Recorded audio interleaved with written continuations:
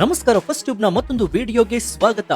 ನಾವು ಜಗತ್ತನ್ನೇ ನಡಗಿಸುವ ಒಂದು ಮಹತ್ವದ ಮತ್ತು ಅಷ್ಟೇ ಆತಂಕಕಾರಿಯಾದ ವಿಚಾರದ ಬಗ್ಗೆ ಮಾತನಾಡ್ತಾ ಇದ್ದೀವಿ. ಹೌದು, ನೀವು ಈಗಾಗಲೇ ಸುದ್ದಿಯಲ್ಲಿ ನೋಡಿರುವಂತೆ ಮಧ್ಯಪ್ರಾಚ್ಯದಲ್ಲಿ ಯುದ್ಧದ ಕಾರ್ಮೋಡ ದಟ್ಟವಾಗಿದೆ. ಕೇವಲ ಯುದ್ಧವಷ್ಟೇ ಅಲ್ಲ, ಇರಾನ್ ಸರ್ವೋಚ್ಚ ನಾಯಕ ಅಯತುಲ್ಲಾ ಅಲಿ ಖಮೇನಿ ಅವರ ಭೀಕರ ಹತ್ಯೆಯಾಗಿದೆ. ಅಮೆರಿಕ ಮತ್ತು ಇಸ್ರೇಲ್ ಜಂಟಿಯಾಗಿ ನಡೆಸಿದ ವಾಯುದಾಳಿಯಲ್ಲಿ 86 ವರ್ಷದ ಖಮೇನಿ ಮೃತಪಟ್ಟಿದ್ದಾರೆ ಅಂತ ಸ್ವತಃ ಅಮೆರಿಕದ ಅಧ್ಯಕ್ಷ ಡೊನಾಲ್ಡ್ ಟ್ರಂಪ್ ಮತ್ತು ಇಸ್ರೇಲ್ ಪ್ರಧಾನಿ ಬೆಂಜಮಿನ್ ನೇತನ್ಯಾಹು ಅವರು ಖಚಿತಪಡಿಸಿದ್ದಾರೆ. ಈ ಎಲ್ಲಾ ಬೆಳವಣಿಗೆಗಳನ್ನು ನೋಡ್ತಾ ಇರಬೇಕಾದ್ರೆ ನಮ್ಮೆಲ್ಲರಿಗೂ ತಕ್ಷಣ ನೆನಪಾಗೋದು ನಮ್ಮ ಕರ್ನಾಟಕದ ಹೆಮ್ಮೆಯ ಭವಿಷ್ಯವಾಣಿಯ ರೂವಾರಿ ಕೋಡಿಮಠದ ಶ್ರೀ ಶಿವಾನಂದ ಶಿವಯೋಗಿ ರಾಜೇಂದ್ರ ಸ್ವಾಮೀಜಿ ಅವರ ಮಾತುಗಳು.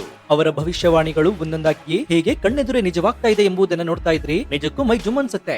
ಆದ್ರೆ ಈ ವಿಡಿಯೋದ ಆರಂಭದಲ್ಲಿ ಒಂದು ಸಣ್ಣ ವಿಚಾರವನ್ನು ನಾವು ಸ್ಪಷ್ಟಪಡಿಸ್ತಾ ಇದ್ದೀವಿ. ಅನೇಕ ಹಿಂದೂ ಪ್ರಧಾನಿ ಸಾವು ಎಂಬಂತಹ ಭವಿಷ್ಯ ನಿಜವಾಯಿತು ಅಂತ ಭಾವಿಸ್ತಾರೆ. ಅಲ್ಲದೆ ಈ ಬಗ್ಗೆ ಚರ್ಚೆಗಳನ್ನು ಕೂಡ ನಡೆಸ್ತಾರೆ. ಶ್ರೀಗಳು ತಮ್ಮ ಭವಿಷ್ಯದಲ್ಲಿ 2 ಅಥವಾ 3 ಪ್ರಧಾನಿ ಮಂತ್ರಿಗಳು ಅಥವಾ ಜಾಗತಿಕ ನಾಯಕರ ಹತ್ಯೆಯಾಗುತ್ತೆ ಅಂತ ಈ ಹಿಂದೆಯೇ ಎಚ್ಚರಿಸಿದ್ದರೆ ಹೊರತು ನಿರ್ದಿಷ್ಟವಾಗಿ ಹಿಂದೂ ಪ್ರಧಾನಿ ಅಂತ ಉಲ್ಲೇಖಿಸಿರಲಿಲ್ಲ.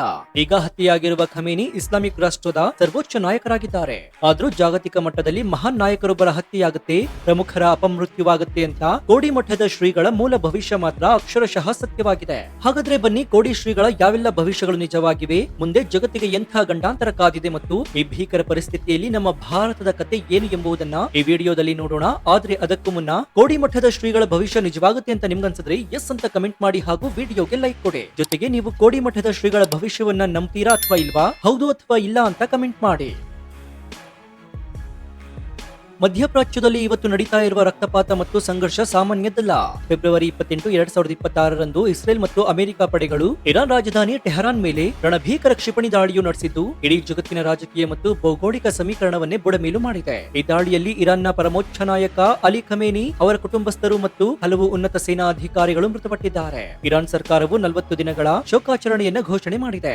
ಇಸ್ರೇಲ್ ತನ್ನ ಸೇನಾ ನೆಲೆಗಳ ಮೇಲಿನ ಇರಾನ್ನ ಸತತ ದಾಳಿಗಳಿಗೆ ಪ್ರತೀಕಾರವಾಗಿ ನಾಯಕನನ್ನೇ ನೇರವಾಗಿ ಗುರಿಯಾಗಿಸಿ ದಾಳಿಯನ್ನು ನಡೆಸಿದೆ. ಈ ಯುದ್ಧವು ಕೇವಲ 2 ದೇಶಗಳ ನಡುವಿನ ಗುದ್ದಾಟವಾಗಿ ಉಳಿದಿಲ್ಲ, ಬದಲಾಗಿ ಇಡೀ ಜಗತ್ತನ್ನ 3ನೇ ಮಹಾಯುದ್ಧದ ಅಂಚಿಗೆ ತಂದು ನಿಲ್ಲಿಸಿದೆ. ಇದನ್ನೇ ಕೋಡಿಮಠದ ಶ್ರೀಗಳು ಬಹಳ ಹಿಂದೆಯೇ ತಮ್ಮ ಕರಾರುವಕ್ ನುಡಿಯಲ್ಲಿ ಎಚ್ಚರಿಕೆಯನ್ನು ನೀಡಿದ್ರು. ಅವರು ಸ್ಪಷ್ಟವಾಗಿ ದೊಡ್ಡ ದೊಡ್ಡ ನಗರಗಳ ಮೇಲೆ ದಾಳಿಯಾಗುತ್ತೆ, ಯುದ್ಧಗಳು ನಿಲ್ಲುವುದು ಕಷ್ಟ, ದ್ವೇಷ ಮತ್ತು ಅಸೂಹೆಯಿಂದ ಜಾಗತಿಕ ಮಟ್ಟದಲ್ಲಿ ದೊಡ್ಡ ಮಟ್ಟದ ಸಾವು ನೋವು ಸಂಭವಿಸುತ್ತವೆ ಅಂತ ಹೇಳಿದ್ರು. ಇವತ್ತು ಟೆಹರಾನ್ ನಂತಹ ಬೃಹತ್ ನಗರಗಳ ಮೇಲೆ ನಡೆದಿರುವ ಭೀಕರ ಬಾಂಬ್ ದಾಳಿ, ಅಲ್ಲಿನ ಕಟ್ಟಡಗಳ ಅವಶೇಷಗಳ ಅಡಿಯಲ್ಲಿ ಸಿಲುಕಿರುವ ನಾಯಕರ ಅಂತ್ಯದ ಕಥೆ ಕೋಡಿಮಠದ ಶ್ರೀಗಳ ಮಾತಿಗೆ ಕನ್ನಡಿ ಹಿಡಿದಂತಿದೆ. ಅಮೆರಿಕ ಮತ್ತು ಇಸ್ರೇಲ್ನ ಈ ನಡೆಯಿಂದಾಗಿ ಇದೀಗ ಇಸ್ಲಾಮಿಕ್ ರಾಷ್ಟ್ರಗಳು ಒಂದಾಗಿ ಪ್ರತಿ ದಾಳಿಗೆ ಮುಂದಾಗುವ ಸಾಧ್ಯತೆಗಳಿದ್ದು ಇದು ಜಾಗತಿಕ ಆರ್ಥಿಕತೆ ಮತ್ತು ಶಾಂತಿಯ ಮೇಲೆ ಬಲವಾದ ಪೆಟ್ಟನ್ನು ನೀಡಲಿದೆ. ಹಿಂದೆ ಕೋಡಿಮಠದ ಶ್ರೀಗಳು ಹೇಳಿದ್ದ ಯಾವೆಲ್ಲ ಭವಿಷ್ಯಗಳು ನಿಖರವಾಗಿ ನಿಜವಾಗಿದೆ ಅಂತ ಹಿಂದಿರುಗಿ ನೋಡುವುದಾದ್ರೆ ನಿಜಕ್ಕೂ ಕೂಡ ಆಶ್ಚರ್ಯವಾಗುತ್ತೆ. ಕೊರೋನಾ ಮಹಾಮಾರಿಯು ರೂಪಾಂತರಗೊಂಡು ಕಾಡುವ ಬಗ್ಗೆ, ಜಗತ್ತಿನಾದ್ಯಂತ ನಡೆಯುವ ಜಲಪ್ರಳಯದ ಬಗ್ಗೆ ಅವರು ಮೊದಲೇ ಎಚ್ಚರಿಕೆಯನ್ನು ನೀಡಿದ್ರು. ಅಕಾಲದಲ್ಲಿ ಮಳೆ ಬಂದ್ರೆ ಸಕಾಲದಲ್ಲಿ ತೊಂದರೆಯಾಗಲಿದೆ, ಸಾಗರದಲ್ಲಿ ಜಲಸ್ಫೋಟವಾಗಲಿದೆ ಅಂತ ಅವರು ಹೇಳಿದಂತೆಯೇ ನಾವು ಜಗತ್ತಿನ ವಿವಿಧೆಡೆ ಭೀಕರ ಪ್ರವಾಹ, ಸುನಾಮಿ ಮತ್ತು ಅನಿರೀಕ್ಷಿತ ಹವಾಮಾನ ವೈಪರೀತ್ಯವನ್ನ ಕಣ್ಣಾರೆ ನೋಡಿದ್ದೇವೆ. ರಾಜಕೀಯ ವ್ಯವಸ್ಥೆಯ ಬಗ್ಗೆ ಹೇಳೋದಾದ್ರೆ ಅರಸನಾಲಯಕ್ಕೆ ಕಾರ್ಮೋಡ ಕವಿದಿದೆ ಅಂತ ಅವರು ನುಡಿದಿದ್ದಂತಹ ಭವಿಷ್ಯವು ನಮ್ಮ ನೆರೆಯ ಬಾಂಗ್ಲಾದೇಶ ಸೇರಿದಂತೆ ಹಲವು ದೇಶದ ಸರ್ಕಾರಗಳ ಪತನ, ನಾಯಕರ ಪಲಾಯನ ಮತ್ತು ಅಸ್ಥಿರತೆಯ ಪ್ರತಿಫಲವಾಗಿದೆ. ವಿಮಾನ ಪತನಗಳು, ಅಗ್ನಿ ಅವಘಡಗಳು ಮತ್ತು ಭೂಕಂಪಗಳ ಬಗ್ಗೆ ಅವರು ನುಡಿದಿದ್ದ ಮುನ್ಸೂಚನೆಗಳು ಕಾಲಕಾಲಕ್ಕೆ ನಿಖರವಾಗಿ ಸಂಭವಿಸಿವೆ. 2025ರ ವರ್ಷಕ್ಕಿಂತ 2026ರ ವರ್ಷವು ಇನ್ನೂ ಕಷ್ಟವಿದೆ, ಇದು ಜಾಗತಿಕ ಭೀಕರತೆಯ ವರ್ಷವಾಗಲಿದೆ ಅಂತ ಅವರು ಕಳೆದ ಯುಗಾದಿಯ ಸಂದರ್ಭದಲ್ಲಿ ಎಚ್ಚರಿಸಿದ್ರು. ಅವರ ಆ ಮಾತು ಈಗ ಅಕ್ಷರಶಃ ನಿಜವಾಗಿದೆ. ಜಗತ್ತು ಈಗ ಆರ್ಥಿಕ ಕುಸಿತ, ಶಸ್ತ್ರಾಸ್ತ್ರಗಳ ಪೈಪೋಟಿ, ಯುದ್ಧ ಭೀತಿ ಮತ್ತು ಜಾಗತಿಕ ನಾಯಕನ ಹತ್ಯೆಯಂತಹ ಭೀಕರ ಸರಣಿ ಘಟನೆಗಳಿಗೆ ಸಾಕ್ಷಿಯಾಗ್ತಾ ಇರುವುದು ಮುಂದಿನ ದಿನಗಳಲ್ಲಿ ಇನ್ನಷ್ಟು ಕರಾಳವಾಗಿರುವ ಸೂಚನೆಯನ್ನು ನೀಡ್ತಾ ಇದೆ. ಹಾಗಾದ್ರೆ ಮುಂದೆ ಎಂಥ ಗಂಡಾಂತರ ಕಾದಿದೆ ಎಂಬುದು ಪ್ರತಿಯೊಬ್ಬರ ತಲೆಯಲ್ಲಿ ಕೊರಿತಾ ಇರುವಂತಹ ಪ್ರಶ್ನೆಯಾಗಿದೆ. ಕೋಡಿ ಶ್ರೀಗಳ ಭವಿಷ್ಯವಾಣಿಯ ಪ್ರಕಾರ ಮುಂಬರುವ ದಿನಗಳು ಮನುಕುಲಕ್ಕೆ ಅತ್ಯಂತ ಕಠಿಣ ಪರೀಕ್ಷೆಯ ದಿನಗಳಾಗಿವೆ. ಸೂಳೆಯ ಮಗನುಟ್ಟಿ ಆಳುವನು ಮಣಿಪುರವ, ಯುದ್ಧವಿಲ್ಲದೆ ಮಡಿಯೇ ಪುರವೆಲ್ಲ ಕೋಳದೀತು ಎಂಬಂತಹ ಅವರ ನಿಗೂಢ ನುಡಿಗಳ ಮುಂದೆ ನಡೆಯಲಿರುವಂತಹ ಭವಿಷ್ಯದ ವಿನಾಶ ಭಾರಿ ಗಂಡಾಂತರದ ಮುನ್ಸೂಚನೆಯಾಗಿದೆ. ಜಗತ್ತಿನ ಕೆಲವು ದೇಶಗಳು ಸಂಪೂರ್ಣವಾಗಿ ನಾಮಾವಶೇಷವಾಗುವ, ಮತ್ತೆ ಕೆಲವು ದೇಶಗಳು ಹೊಸದಾಗಿ ತಲೆ ಎತ್ತುವ ಕಾಲಘಟ್ಟ ಇದಾಗಿದೆ. ಕೇವಲ ಸ್ಫೋಟ ಮತ್ತು ಗುಂಡುಗಳಿಂದ ಮಾತ್ರವಲ್ಲದೆ ಪ್ರಕೃತಿಯ ಮುಖಾಂತರವು ಮನುಷ್ಯನಿಗೆ ಕಠಿಣ ಶಿಕ್ಷೆಯಾಗಲಿದೆ. ಈ ವರ್ಷ ಅಗ್ನಿ, ವಾಯು ಮತ್ತು ಜಲ ಸುನಾಮಿಗಳು ವಿಶ್ವಕ್ಕೆ ಮಾರಕವಾಗಿರಲಿವೆ ಅಂತ ಶ್ರೀಗಳು ಎಚ್ಚರಿಕೆ ನೀಡಿದ್ದಾರೆ. ಅಂದ್ರೆ ಒಂದ್ ಕಡೆ ಯುದ್ಧದ ಬಾಂಬ್ ದಾಳಿಗಳಿಂದ ಬೆಂಕಿಯ ಮಳೆಯಾದ್ರೆ ಇನ್ನೊಂದು ಕಡೆ ಪ್ರಕೃತಿಯ ವಿಕೋಪಗಳಿಂದ ಭೂಪ್ರಳಯ ಉಂಟಾಗಲಿದೆ. ಈ ಯೋಗ ರುಜಿನಗಳು ಹಾಗೂ ಹೊಸ ರೂಪಾಂತರವನ್ನು ಪಡೆದುಕೊಂಡು ದಾಳಿಯನ್ನ ಮಾಡುತ್ತವೆ. ಜನಜೀವನ ಸಂಪೂರ್ಣವಾಗಿ ಅಸ್ಥಿರವಾಗಿರಲಿದ್ದು, ಯಾರು ಯಾವಾಗ ಮನೆಗೆ ಬರ್ತಾರೆ, ಯಾರು ಯಾವಾಗ ಮರಳಿ ಹೋಗ್ತಾರೆ ಅಂತ ಹೇಳಲಾಗದಂತಹ ಅಭದ್ರತೆ ಜನಸಾಮಾನ್ಯರನ್ನ ಕಾಡಲಿದೆ ಅಂತ ಕೋಡಿಮಠದ ಶ್ರೀಗಳು ಹೇಳಿದ್ದಾರೆ. ಇನ್ನು ಈ ಎಲ್ಲ ಮಾತುಗಳು ಮುಂಬರುವ ದಿನಗಳಲ್ಲಿ ಜಾಗತಿಕ ಮಟ್ಟದಲ್ಲಿ ಎದುರಾಗಲಿರುವ ದೊಡ್ಡ ಮಟ್ಟದ ಆರ್ಥಿಕ ಬಿಕ್ಕಟ್ಟು ಮತ್ತು ಸಾಮಾಜಿಕ ವಿಪ್ಲವದ ಕಡೆಗೆ ನೇರವಾಗಿ ಬೊಟ್ಟು ಮಾಡ್ತಾ ಇದೆ. ಈ ಎಲ್ಲಾ ಜಾಗತಿಕ ಅಲ್ಲೋಲ ಕಲ್ಲೋಲಗಳ ನಡುವೆ ನಮ್ಮ ಭಾರತದ ಕಥೆ ಏನು? ಭಾರತ ಈ ಯುದ್ಧದ ಬೇಗೆಯಿಂದ ಪಾರಾಗಲಿದ್ಯಾ?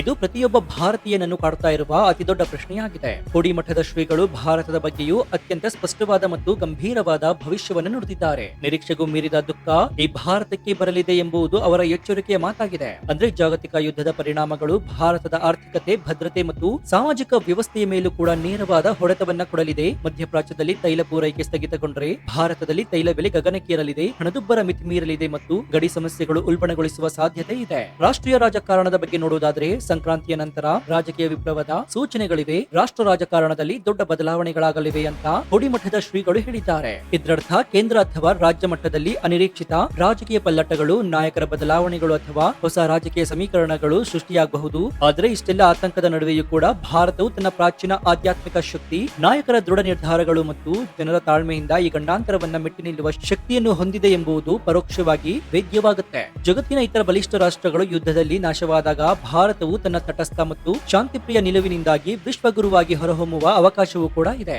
ಆದಾಗ್ಯೂ ಮುಂದಿನ ಕೆಲವು ತಿಂಗಳುಗಳು ಪ್ರತಿಯೊಬ್ಬ ಭಾರತೀಯನಿಗೂ ಅತ್ಯಂತ ಎಚ್ಚರಿಕೆಯ ಹೆಜ್ಜೆ ಇಡಬೇಕಾದ ಸಮಯವಾಗಿದೆ. ಇನ್ನು ಸ್ನೇಹಿತರೆ, ಈ ಜಾಗತಿಕ ಸಂಘರ್ಷ ಕೇವಲ ಶಸ್ತ್ರಾಸ್ತ್ರಗಳಿಗೆ ಮಾತ್ರ ಸೀಮಿತವಾಗುತ್ತಿಲ್ಲ.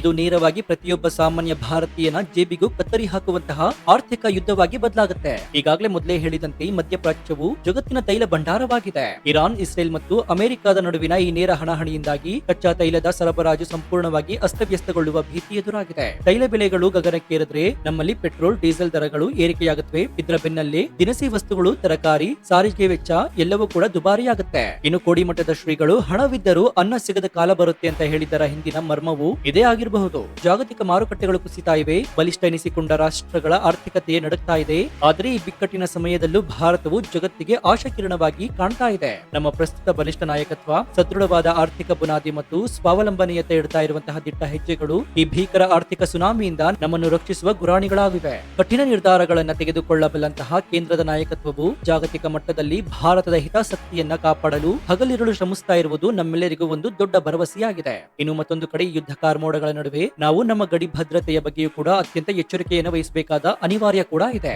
ಜಗತ್ತಿನ ಗಮನವೆಲ್ಲ ಮಧ್ಯಪ್ರಾಚ್ಯದತ್ತ ನೆಟ್ಟಿರುವಾಗ ನಮ್ಮ ನೆರೆಯ ಶತ್ರು ರಾಷ್ಟ್ರಗಳಾಗಿರುವಂತಹ ಪಾಕಿಸ್ತಾನ ಮತ್ತು ಅಸ್ಥಿರಗೊಂಡಿರುವಂತಹ ಬಾಂಗ್ಲಾದೇಶದಂತಹ ಕಡೆಗಳಿಂದ ಭಾರತದೊಳಗೆ ನುಸುಳುವ ಮತ್ತು ಆಂತರಿಕ ಗಲಭೆಯನ್ನ ಸೃಷ್ಟಿಸುವ ಕುತಂತ್ರಿಗಳು ಹೆಚ್ಚಾಗುವ ಸಾಧ್ಯತೆಗಳಿವೆ. ಕೋಡಿಮಠದ ಶ್ರೀಗಳು ತಮ್ಮ ಭವಿಷ್ಯವಾಣಿಯಲ್ಲಿ ಒಳಜಗಳಗಳು ಹೆಚ್ಚಾಗಲಿವೆ, ಅಣ್ಣ ತಮ್ಮಂದಿರೇ ಬಡಿದಾಡಿಕೊಳ್ಳುವ ಸ್ಥಿತಿ ಬರುತ್ತೆ ಅಂತ ಎಚ್ಚರಿಸಿದ್ರು. ಇದು ಕೇವಲ ಕೌಟುಂಬಿಕ ಜಗಳಗಳಲ್ಲ, ಬದಲಾಗಿ ದೇಶದ ಒಳಗೆ ಇರುವಂತಹ ದೇಶದ್ರೋಹಿ ಶಕ್ತಿಗಳು ಹೊರಗಿನಿಂದ ಶತ್ರುಗಳೊಡನೆ ಕೈಜೋಡಿಸಿ ನಡೆಸುವ ಪಿತೂರಿಗಳ ಬಗ್ಗೆ ನೀಡಿದ ಎಚ್ಚರಿಕೆಯಾಗಿದೆ. ಆದ್ರೂ ನಮ್ಮ ಹೆಮ್ಮೆಯ ಸೇನೆ ಪಡೆಗಳು ಗಡಿಯಲ್ಲಿ ಹದ್ದಿನ ಕಣ್ಣಿಟ್ಟು ಕಾಯ್ತಾ ಇವೆ. ಕಾಶ್ಮೀರದಿಂದ ಹಿಡಿದು ಕನ್ಯಾಕುಮಾರಿಯವರೆಗೆ ಯಾವುದೇ ರೀತಿಯ ಉಗ್ರಗಾಮಿ ಚಟುವಟಿಕೆಗಳು ತಲೆ ಎತ್ತದಂತೆ ನಮ್ಮ ಭದ್ರತಾ ಸಂಸ್ಥೆಗಳು ಉಕ್ಕಿನ ಕೋಟೆಯನ್ನು ನಿರ್ಮಿಸಿವೆ. ಶತ್ರುಗಳು ಎಷ್ಟೇ ಪ್ರಯತ್ನಿಸಿದ್ರೂ ಕೂಡ ಒಗ್ಗಟ್ಟಾಗಿರುವ ನವ ಭಾರತವನ್ನ ಅಳುಗಾಡಿಸಲು ಸಾಧ್ಯವಿಲ್ಲ ಎಂಬುದು ನಾವು ಈ ಸಂದರ್ಭದಲ್ಲಿ ಅವರಿಗೆ ಸ್ಪಷ್ಟವಾಗಿ ತಿಳಿಸಬೇಕಾಗಿದೆ. ಜಗತ್ತಿನಲ್ಲಿ ಯಾವಾಗ ಅಹಂಕಾರ, ಕ್ರೌರ್ಯ ಮತ್ತು ಅಧರ್ಮ ಮಿತಿ ಮೀರುತ್ತದೆಯೋ ಆಗ ಪ್ರಕೃತಿಯೇ ಮುನಿದು ಎಲ್ಲವನ್ನ ಸರಿದಾರಿಗೆ ತರುತ್ತೆ. ಖಮೇನಿಯಂತಹ ಪ್ರಭಾವಿ ನಾಯಕನ ಹತ್ಯೆ, ಯುದ್ಧದ ಭೀಕರತೆ ಇವೆಲ್ಲವೂ ಕೂಡ ಮನುಷ್ಯನಿಗೆ ತನ್ನ ಮಿತಿಗಳನ್ನು ನೆನಪಿಸುವಂತಹ ಪ್ರಕೃತಿಯ ಪಾಠಗಳಾಗಿವೆ.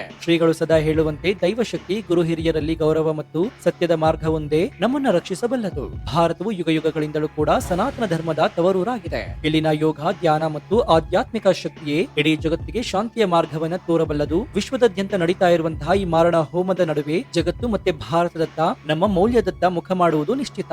ಇದು ಕೇವಲ ಯುದ್ಧದ ಕಥೆಯಲ್ಲ, ಬದಲಾಗಿ ಒಂದು ಹೊಸ ಜಾಗತಿಕ ಶಕ್ತಿಯಾಗಿ ಭಾರತವು ಉದಯಿಸ್ತಾ ಇರುವಂತಹ ಕಾಲಘಟ್ಟವಾಗಿದೆ. ಆದ್ರಿಂದ ಸ್ನೇಹಿತರೆ, ಮುಂಬರುವ ದಿನಗಳು ಕಷ್ಟಕರವಾಗಿರಬಹುದು, ಸವಾಲುಗಳಿಂದ ಕೂಡಿರಬಹುದು, ಆದ್ರೆ ಭಯ ಪಡುವ ಅಗತ್ಯವಿಲ್ಲ. ಕೋಡಿಮಠದ ಶ್ರೀಗಳ ಭವಿಷ್ಯವಾಣಿಗಳನ್ನ ಒಂದು ಮುನ್ನೆಚ್ಚರಿಕೆಯಾಗಿ ತೆಗೆದುಕೊಂಡು ನಮ್ಮ ದೇಶದ, ನಮ್ಮ ನಾಯಕರ ಬೆಂಬಲಕ್ಕೆ ನಾವೆಲ್ಲರೂ ಕೂಡ ಒಟ್ಟಾಗಿ ನಿಲ್ಲೋಣ. ಎಂಥದೇ ವಿಪತ್ತು ಎದುರಾದ್ರೂ ಕೂಡ ನಮ್ಮ ಪ್ರಾಚೀನ ಪರಂಪರೆ ಮತ್ತು ನಮ್ಮ ಸೇನಾ ಶಕ್ತಿ ನಮ್ಮನ್ನ ಕಾಯುತ್ತದೆ ಎಂಬುದು ಅಚಲ ವಿಶ್ವಾಸ ನಮ್ಮಲ್ಲಿರಲಿ. ಸೊ ಈ ಬಗ್ಗೆ ನಿಮ್ಮ ಅಭಿಪ್ರಾಯ ಏನು ಅಂತ ಕಮೆಂಟ್ ಮಾಡಿ ಹಾಗೂ ವಿಡಿಯೋಗೆ ಲೈಕ್ ಕೊಡಿ. ಜೊತೆಗೆ ನೀವಿನ್ನೂ ನಮ್ಮ ಚಾನೆಲ್ ಅನ್ನು ಸಬ್ಸ್ಕ್ರೈಬ್ ಮಾಡ್ಕೊಂಡಿಲ್ಲ ಅಂದ್ರೆ ಈ ಕೂಡಲೇ ಸಬ್ಸ್ಕ್ರೈಬ್ ಮಾಡ್ಕೊಂಡು ಪಕ್ಕದಲ್ಲಿರುವಂತಹ ಬೆಲ್ ಐಕಾನ್ ಅನ್ನು ಪ್ರೆಸ್ ಮಾಡಿ. ಇದರಿಂದ ನಾವು ಹಾಕುವ ಹೊಸ ವಿಡಿಯೋಗಳ ನೋಟಿಫಿಕೇಶನ್ ಮತ್ತು ನಿಮಗೆ ಸಿಗುತ್ತೆ. ಇನ್ನು ನಮ್ಮ ಚಾನೆಲ್ ನಲ್ಲಿ ಇಂತಹ ಅನೇಕ ಕುತೂಹಲಕಾರಿ ವಿಡಿಯೋಗಳು ಇವೆ, ಅವುಗಳನ್ನು ನೋಡಿ ಪ್ರೋತ್ಸಾಹಿಸಿ. ಇದಾಗಿತ್ತು ಈ ಕ್ಷಣದ ವಿಶೇಷ. ನೋಡ್ತಾ ಇರಿ ಫಸ್ಟ್ ನ್ಯೂಸ್ ಟ್ಯೂಬ್ ಕನ್ನಡ. ಧನ್ಯವಾದ.